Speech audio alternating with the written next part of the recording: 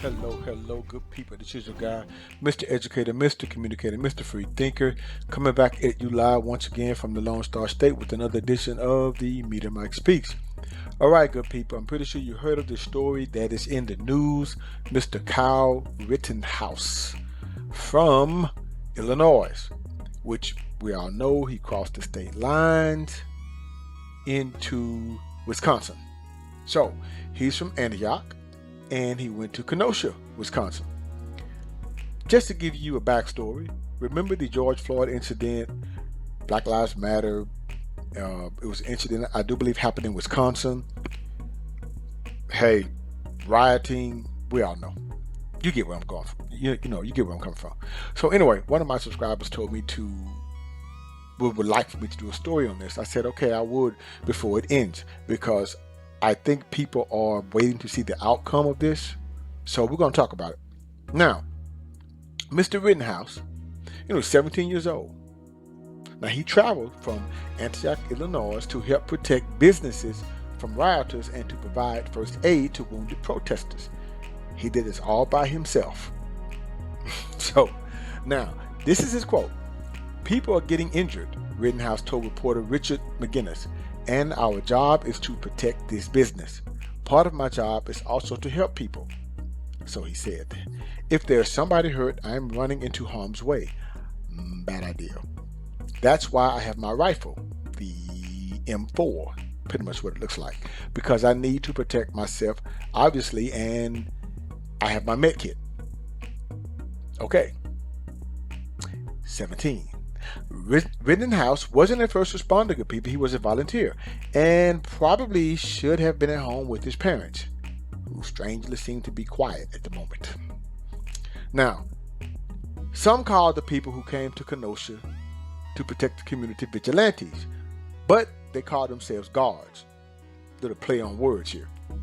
Before the end of the night, Rittenhouse was attacked multiple times by what his defense lawyers called a mob, and he fired his rifle multiple times, injuring one and fatally wounding two. Now, the criminal complaint filed against Kyle Rittenhouse includes 6 charges. One is possession of a dangerous weapon by a person under 18, strike 1. The others are 4 more serious, 2 counts of recklessly endangering safety, attempted first-degree intentional homicide, first-degree reckless homicide, and first-degree intentional homicide, as you see here. Now, Rittenhouse could spend the rest of his life in prison if convicted, but I don't think he will. I don't, and we'll talk about that. Now, Rittenhouse has claimed self-defense. Now, as you see here, good people, now, you're going to see these photos. His lawyers released a video designed in part to raise money for the legal defense and in part to set the record straight. Perhaps surprisingly, the key details in the video will lay out all the facts in this case. Now, they both agree that 36-year-old Joseph Rosenbaum, you see to the right in the red or rust-colored shirt, chased down Rittenhouse and tried to take his rifle before Rittenhouse fired. Now, why in the hell would you do that? Let me get this straight. You're going to bring yourself to a gunfight. Just you. With no gun. But the other person has a gun. And you're going to try to take it. Okay. Now, this resulted in Rosenbaum being fatally injured. Yeah. So, lights out. Both accounts agree that people in the crowd shouted threats of violence at Rittenhouse, who fled in response.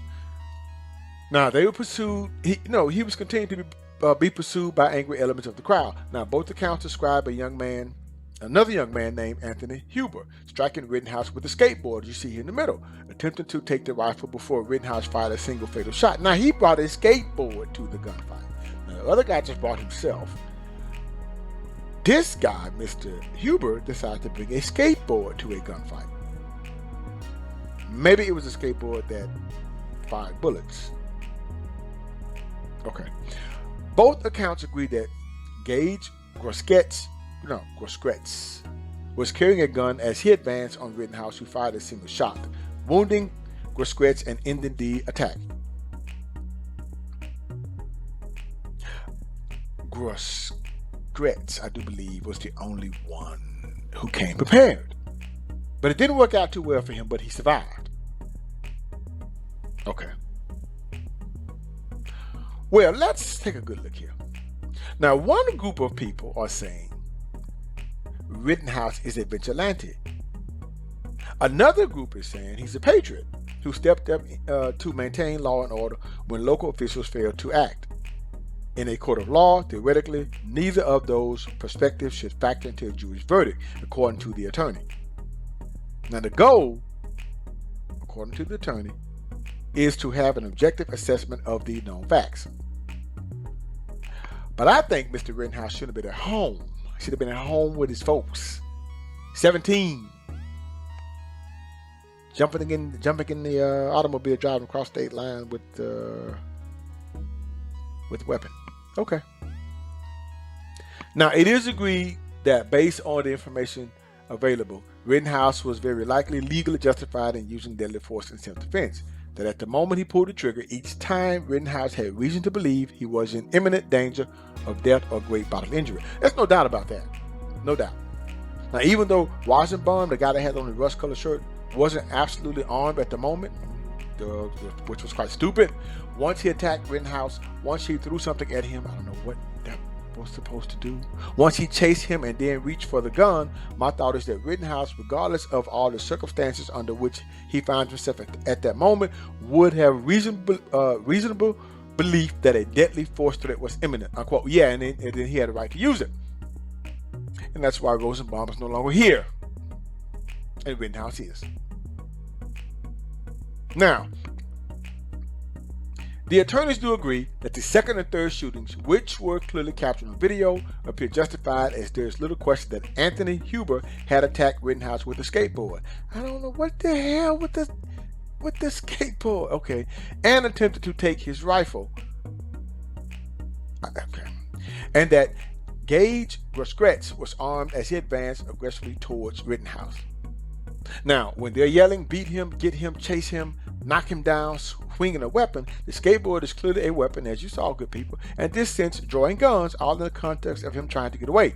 I think that Rittenhouse's perception that they were his attackers and that they intended to seriously injure him or kill him is reasonable, unquote. Yes, it is. I would have fired too. But why would you bring all these things to a gunfight? It's only one person brought a gun, and he's still here. The other two brought themselves. Well, one brought their skateboard. So, prosecutors will certainly argue that Rittenhouse was breaking the law by being out after the emergency curfew, strike 2, and for the illegal possession of a rifle as a minor, strike 3.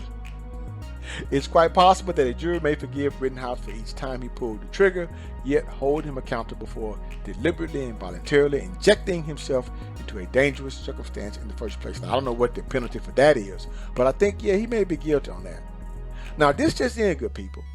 The owners of the place that Mr. Rittenhouse was trying to protect have not come out and testified that they never asked Mr. Rittenhouse to do so.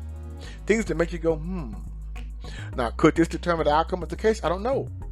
But prosecutors did rest their case on Tuesday. And many of the witnesses they called made statements that supported Rittenhouse's self-defense claim. Well, he had no choice. I mean, he's right there. And even the lone survivor, Gage Grosskreutz, even acknowledged he had pointed his gun at the teen. You know why you had to acknowledge that, Mr. Grosskreutz? It's because you're on video, you idiot. What are you going to say? That's not me. That's not me. Yes, that was you. Now, what do you think, good people? Was this young man justified? What does this mean for the future of open carry and concealed carry holders? What do you think is going to be the outcome of the case? Feel free to leave your comments in the comment section below. So until next time, this is your guy, Mr. Educator, Mr. Communicator, Mr. Free Thinker. Subscribe, share, and like to keep me rocking on the mic. Have a good night.